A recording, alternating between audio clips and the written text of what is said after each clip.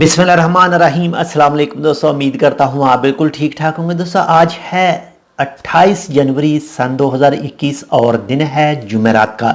आज की वीडियो में मैं आपके साथ शेयर कर रहा हूँ 6 से 7 मिक्स न्यूज़।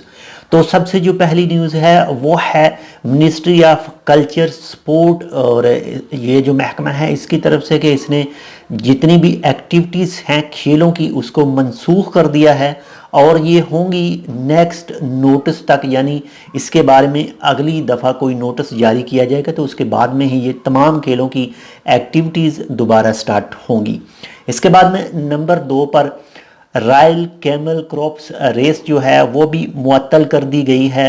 ये 18वीं रेस थी और ये जुमेरात को होनी थी, लेकिन वो भी अब कैंसिल कर दी गई है नेक्स्ट नोटिस तक, यानी इसके बारे में भी जब ऐलान होगा तो एक नोटिस जारी किया जाएगा ओमान की तरफ से।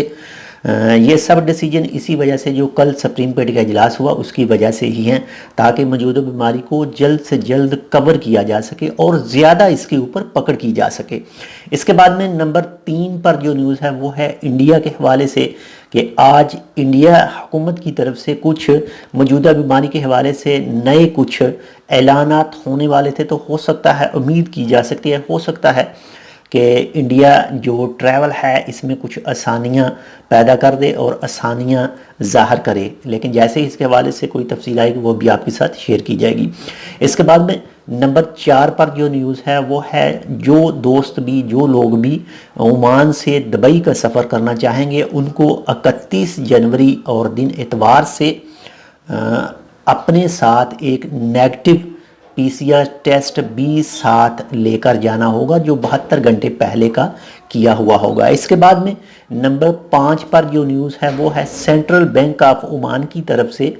उसने कहा है कि जितने भी बैंक यूज़र हैं वो बहुत ज़्यादा एहतियात करें, जो बैंक फ्रॉड हैं इससे बचने की कोशिश करें, अपनी कोई भी जो पर्सनल डिटेल है किसी के साथ भी शेयर ना करें। इसके बाद में नंबर 6 पर जो न्यूज़ है वो है ओमान का माशाल्लाह से रैंक अच्छा हुआ है। जो करप्शन की इंडेक्स है वर्ल्ड में, इसमें ओमान का रैंक माशाल्लाह से कुछ पहले से मज़ीद अच्छा हुआ है, यानी शफाफियत हुई है करप्शन के हवाले से ओमान में, तो बहुत ही अच्छी बात है। इसके बाद में नंबर 7 पर जो न्यूज़ है वो है ओमान सुप्रीम कोर्ट के हवाले से कल जो इजलास हुआ था और इसके हवाले से ही कुछ आज मुख्तलिफ सोशल मीडिया पर कुछ फेक न्यूज़ें गर्दिश कर रही थी ओमान सुप्रीम कोर्ट के न्यूज़ को लेकर।